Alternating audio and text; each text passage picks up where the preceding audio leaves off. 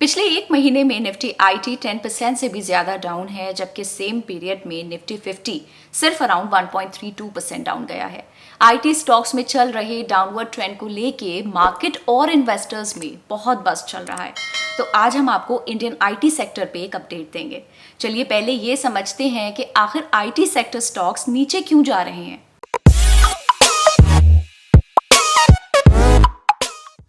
Reason number 1, Q4 results of IT heavyweights TCS and Infosys. Recently, IT companies अपने financial year 22 के Q4 results release कर रही हैं। India की दो सबसे बड़ी IT कंपनीज TCS और Infosys ने भी अपने Q4 नंबर्स अनाउंस किए हैं।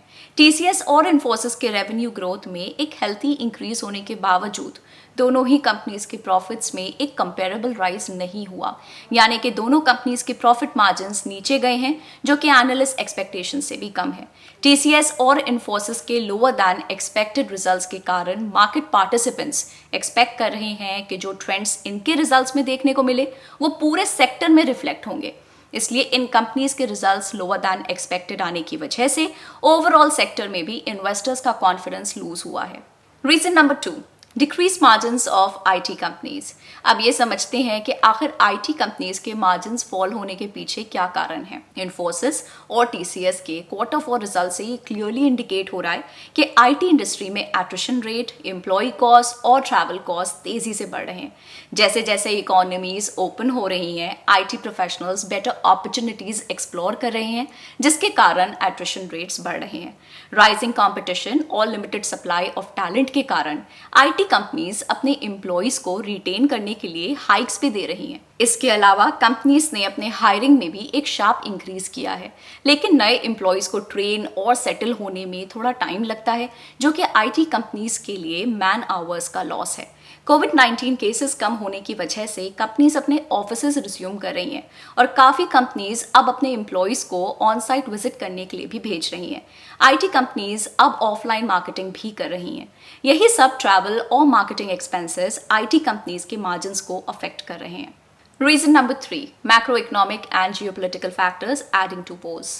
थर्ड रीजन है राइजिंग इन्फ्लेशन और weak global economic cues. Rising inflation की वजह से central banks across the world interest rate hike कर रहे हैं या कर सकते हैं। इन्वेस्टर्स ये एंटिसिपेट कर रहे हैं कि US Fed aggressive rate hikes कर सकता है, जिससे इकोनॉमी स्लो डाउन हो सकती हैं। इसके कारण बिजनेसेस की परफॉर्मेंस और ग्रोथ अफेक्ट होगी और इससे वो डिजिटाइजेशन और बाकी आईटी सर्विसेज की तरफ अपनी स्पेंडिंग रिड्यूस कर सकते हैं। ऐसा होने पे आईटी कंपनीज का टॉप लाइन भी अफेक्ट हो सकता है।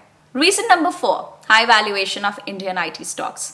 पोस्ट कोविड आईटी सेक्टर बहुत हाई वैल्यूएशंस पे चल रहा था और इस सेक्टर की कंपनीज का करंट पीई उनके लॉन्ग टर्म एवरेज पीई से 30 से 50% ऊपर चल रहा था। इसके अलावा मैक्रो इकोनॉमिक फैक्टर्स जैसे कि राइजिंग क्रूड ऑयल प्राइसेस और रशिया यूक्रेन वॉर की वजह से मार्केट्स ऑलरेडी वॉलेटाइल हैं।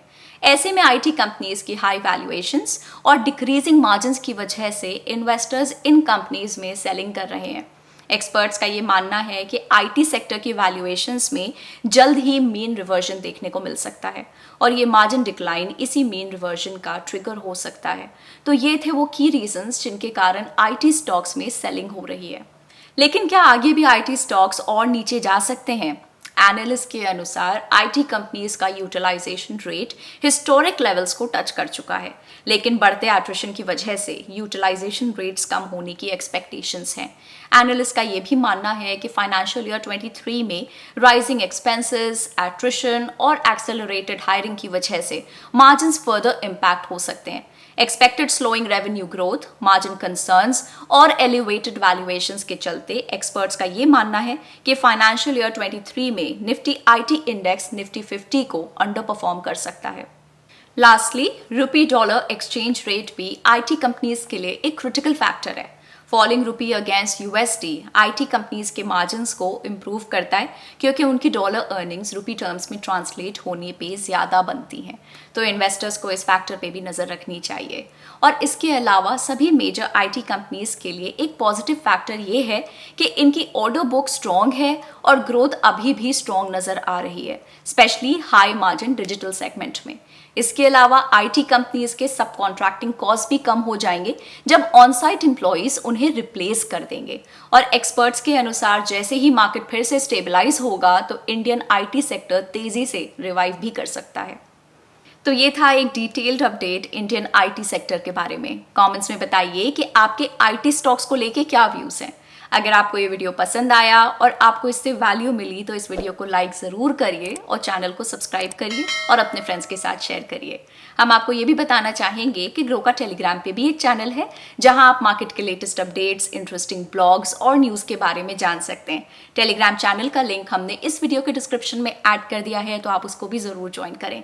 हम आपको याद दिला दें कि ये वीडियो सिर्फ एजुकेशनल पर्पज़ के लिए है और किसी भी तरह की कोई बाय या सेल रिकमेंडेशन नहीं है। Bye bye.